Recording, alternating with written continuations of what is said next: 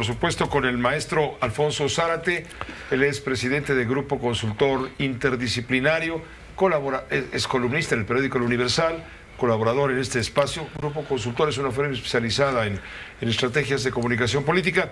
Estaba leyendo, antes de entrar contigo en este espacio, en este segmento, estaba leyendo las declaraciones insistentes de la Barra Mexicana Colegio de Abogados, señalando que obviamente se oponen a lo que ellos llaman la vulneración del Poder Judicial. Dicen que la comunidad jurídica está francamente preocupada. El titular de la Barra Mexicana, Víctor Olea Peláez, dice que la Constitución establece claramente que el Poder Judicial tiene la misma jerarquía que los poderes legislativo y ejecutivo y por lo tanto no puede ni debe quedar sujeto a decisiones partidistas. En fin, son algunos de los puntos que hemos venido tratando en la última media hora con gente como tú, que le entiende muy bien a todo esto, y la audiencia y yo queremos que tú nos expliques un poco más sobre esto que se está leyendo en unos sectores de la población como una venganza del presidente de la República contra un poder, en este caso el poder judicial. Otros dentro del poder ejecutivo o cercanos a Morena y a su política encabezada por López Obrador lo ven como un beneficio de la transparencia y del ahorro y de la austeridad y una aplicación de la ley y no lo califican como venganza. Aquí se escuchan todas las voces. Yo pienso, en primer lugar, que el presidente tiene razón cuando habla del desprestigio del Poder Judicial. Creo que hay muchas evidencias de que hay mucha corrupción en el Poder Judicial, fundamentalmente del fuero común, fundamentalmente el Poder Judicial local, que en ocasiones actúa bajo consigna de los gobernadores, que no es absolutamente independiente. Pero yo haría una gran distinción con el Poder Judicial Federal, que me parece que es altamente profesional y en donde creo que la mayoría de los juzgadores son respetables, profesionales y honestos. Pero la pregunta efectivamente es, ¿qué es lo que explica esta actitud tan dura, tan severa del presidente de la República respecto del Poder Judicial y particularmente de la Suprema Corte de Justicia? Yo diría que detrás de esta impugnación a la Corte es porque no es una Corte cortesana. Es decir, el presidente de la República esperaría construir, y a eso se ha dedicado estos últimos 5 años, el país de un solo hombre. Yo creo que si nosotros observamos todas las acciones del jefe del Ejecutivo, han sido acciones tendentes a concentrar el poder, ya que los otros poderes constitucionales, desde luego el legislativo y desde luego el judicial, estén a su servicio. No puede aceptar disonancias, no puede aceptar voces discordantes, porque todo eso altera lo que para él es una misión que le viene del Creador. Es algo que no estoy seguro de haber comentado. Una suerte de iluminación. Sí, Pepe. Hay una experiencia que tuvo lugar hace muchos años cuando López Obrador era presidente del PRI en Tabasco. Y en aquel momento el líder de la Confederación Campesina en el estado de Tabasco lo invitó a un día de campo a orillas del río Grijalva. Y acudió López Obrador, y estando allí el líder campesino le dijo: ¿por qué no nos damos un chapuzón? Y decidieron meterse al río. Cuando López Obrador intenta salir, hay una corriente que lo retiene. Hace un segundo intento por salir y de nuevo esa corriente interna lo baja. Y un poco exhausto, casi pensando en que es su última oportunidad para salir a la superficie, invoca a Dios. Y en ese momento logra salir. Ya no se quedó al día de campo, se fue con su madre y su madre lo llevó al templo. Y le dijo: Andrés Manuel, si Dios te permitió vivir, es porque tienes una misión. Y yo creo que aquella experiencia mística en el río Grijalvo tiene mucho que ver con la explicación de este personaje que cree que tiene una misión que le encomendó el Creador. Y en ese sentido, bueno, pues no respeta prácticamente a nadie que no coincida con su proyecto.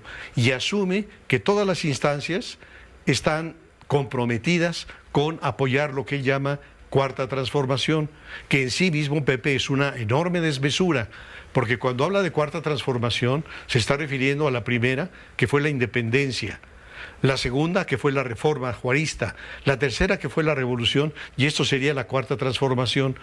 Yo creo que cualquier persona normal entendería que asumirse a la altura de Hidalgo, de Juárez, de Madero, es una desmesura, es una muestra de egomanía que no es sano. Pero bueno, regresando al tema del recorte a los recursos de los fideicomisos, de del los Poder fideicomisos, Judicial. yo diría que ¿qué parecería explicar esta decisión? Y yo creo que, en primer lugar, es la idea de mandar el mensaje de no se olviden quién es el que manda. Entonces, el que manda soy yo. En segundo lugar, castigar la insolencia de la Suprema Corte de Justicia de la Nación de cumplir con su responsabilidad, que la responsabilidad de la Corte es preservar la constitucionalidad de los actos y ser un factor de equilibrio con los otros poderes. De contrapeso. Así es. Y luego lo tercero es la posibilidad de utilizar todos esos recursos en sus pensiones sociales. Y aquí me gustaría desagregar un poco el tema. ¿Por qué? Porque desde que inició su gobierno, el presidente nos dijo que bastaba la lucha contra la corrupción para tener los recursos necesarios para la atención de su programa social, de los apoyos a los viejos, a los jóvenes, etcétera. Bueno, resultó con que el combate a la corrupción no fue tal o no dio resultados. Sabemos muy bien que son muchos los escándalos de corrupción, de desviación de recursos, de funcionarios que entregan contratos a sus familiares o a las amistades de sus familiares con sobreprecios. Más del 80% de los contratos se otorgan de dedo, sin licitación. Entonces la corrupción no le funcionó. Y como no le funcionó para tener los recursos necesarios, el siguiente paso fue desaparecer instituciones. Y entonces desapareció ProMéxico, el Consejo Nacional de Promoción Turística, el Instituto del Emprendedor, para utilizar esos recursos para las pensiones sociales. Y tampoco le alcanzó. Lo siguiente fue establecer un programa draconiano de ahorro en administración pública y tampoco le alcanzó. Lo siguiente fue instruir al SAT, lo que me parece formidable, que aquellos que se rezagaban, los grandes contribuyentes evasores o defraudadores fiscales, que los apretara con la amenaza de la cárcel. Eso funcionó, obtuvieron extraordinarios recursos, inusuales el SAT, pero tampoco alcanzó. Lo siguiente fue desaparecer más de 100 fideicomisos. Hay análisis... Hace un par de años, ¿sí? Sí, que señalan que a la hora de vaciar estos recursos de estos fideicomisos, digamos, de un guardadito que tenía uno de ellos de más de 200,000 millones, se redujo a aproximadamente 23,000 millones. Es decir, los exprimió totalmente y tampoco le alcanza. Entonces, en este momento está tratando de utilizar esos 15,000 millones de estos fideicomisos para lo mismo. Y ahora es mucho más importante que antes, porque esos recursos mantienen a sus clientelas y hay estudios, la doctora María Amparo Casar lo ha señalado claramente, que vinculan la recepción de los apoyos económicos con el comportamiento electoral. Entonces, yo diría que todo esto nos genera una conclusión, que el mantenimiento de estas políticas de orden asistencial buscan atender un tema, sin lugar a dudas, inevitable, ineludible en México, que es atender la pobreza y la pobreza extrema. Lamentablemente, yo creo que lo que se está haciendo es una política asistencialista y que en el futuro el gran desafío para los que vengan es combatir esa pobreza y esa pobreza extrema, pero combatirla con educación de calidad, con servicios médicos de calidad, con obras de infraestructura, con empleos justamente remunerados.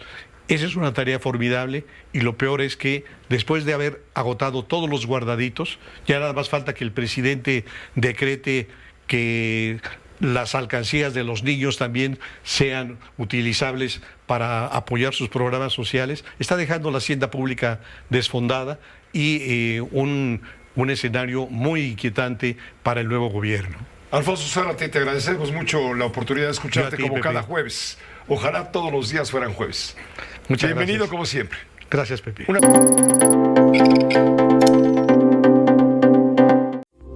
Esta fue una producción de Grupo Fórmula. Encuentra más contenido como este en radioformula.mx.